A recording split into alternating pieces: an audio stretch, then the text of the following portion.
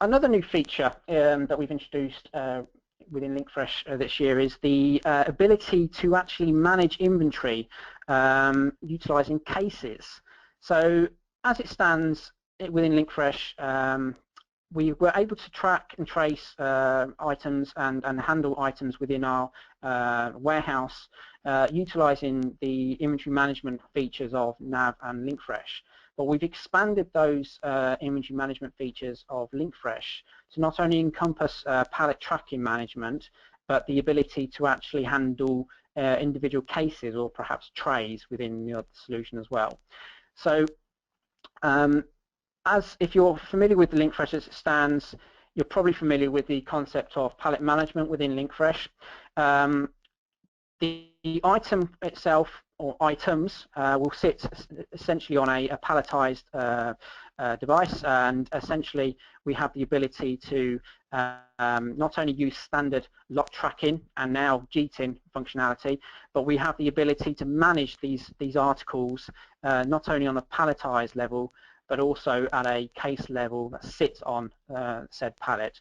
So we can see here, if I just go back to the previous screen quickly, I've actually got 100 kilos there or thereabouts of salmon fillets raw sitting on my pallet. There's my pallet ID here. It tells me where it is and so on within the system. But I also have the ability to say, well, okay, within that pallet there are essentially 4 cases or trays that are sitting there, and each of these trays or cases actually has its own relevant capacity. And the idea is these are not these are somewhat independent of the fact that they're sitting on pallets. These are sitting on the pallet, but they are somewhat an independent container for the product that's sitting there. So if you were wishing to run through traceability of taking, or the idea is taking trays or part of a pallet away from it, and you typically handle product within your warehouse in trays or cases, then the case tracking functionality should come into its own for that. One thing to note is that you do not need to utilize pallet tracking management in order to make use of the case tracking solution. It is also compatible with standard NAV advanced warehousing functionality as well. If we just take a look at one of the cases in a little bit more detail, in terms of the item configuration, it's very, very, very simple to do. We have added in a setting to the item tracking code. Let me just bring that into view, and if we edit that. So if we look at an item tracking code that's assigned to an item, the item tracking code for an item denotes how the item is going to be managed from a tracking and traceability perspective within your system. Within LINKFRESH, as you can see here, we have a number of options available. As you can see, Product Traceability Initiative actually has our GTIN, which I've mentioned already, as well as the case tracking solution as well. This is also a palletized item, and as a result, the system will make use of all these combinations to ensure that this is how the product is going to be handled within the network, within the warehouse.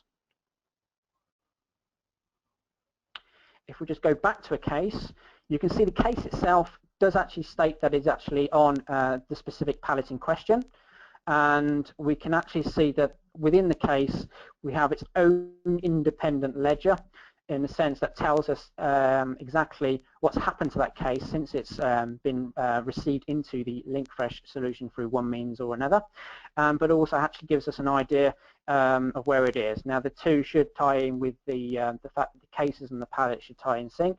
So essentially wherever the pallet goes, if we move the pallet, cases will move along with it and so on. So even though we actually have this additional level of information in detail, it's not a bugbear in terms of the housekeeping of this information.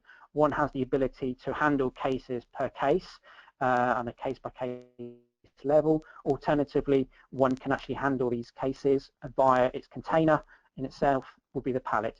So that's something to note as well. Now, in terms of flexibility for case tracking, what we have is we've actually introduced a number of management areas, one of which I'm just going to bring into view here. So I'm actually selected, this is our case management screen. So from here, we have the ability to view exactly what's going on with the case, where it is, and so on. And we can actually run through a number of different actions with that case as well. So if I wanted to split the case, for example, and transfer part of a case onto another case for production or just in preparation for a sales activity, then I have the ability to do so through case management. One thing to note that I'm actually handling this process within the Dynamics Nav role-tailored client, but the functionality you're seeing here is also deemed to be a typical warehouse activity, and as a result that we have the ability to do this all on the mobile warehouse handhelds as well. What I'm going to do is I'm just going to generate a new case for it, because I'm taking it from an existing case, part of this quantity from an existing case, and dropping it into another case. So I'm just going to state that I'm going to take 10 away from that and click OK. And what that will do for me is will generate a journal, a case journal. Journals, they conform with typical processing or posting routines within the LINKFRESH and Nav application. These range from typical finance processes, so payment journals, and so on and so forth, all the way through to inventory management, such as what we're seeing here at the moment. So I'm actually going to be happy with that, and I'm just going to send it through. Off it goes. It's posted. If I just do a refresh, I can see now that that's actually been split, and I actually have my items that have been spread across another case now, and I can then take that case away and use it elsewhere. So just some of the flexibilities that we've introduced for case tracking. It shouldn't be, the idea is that it's not intended to be an additional housekeeping activity. It's there for individual convenience, but it's also can be driven through the fundamentals of pallet tracking.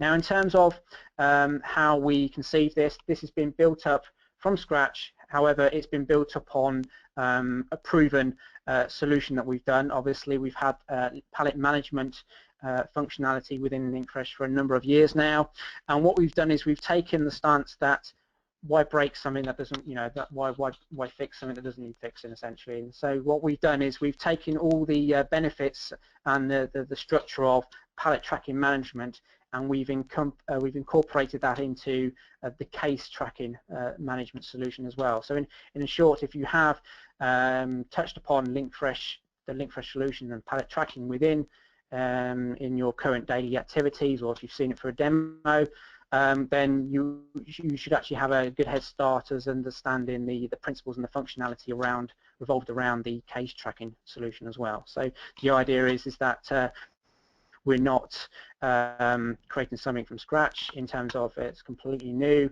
We've taken what we've learned and we've proven it to be working on pallet tracking management for your convenience as well. In terms of the what I've shown you is if I can run through a typical intake document. So how does one generate these cases? Well, as I've mentioned before, we've built this upon pallet tracking management functionality.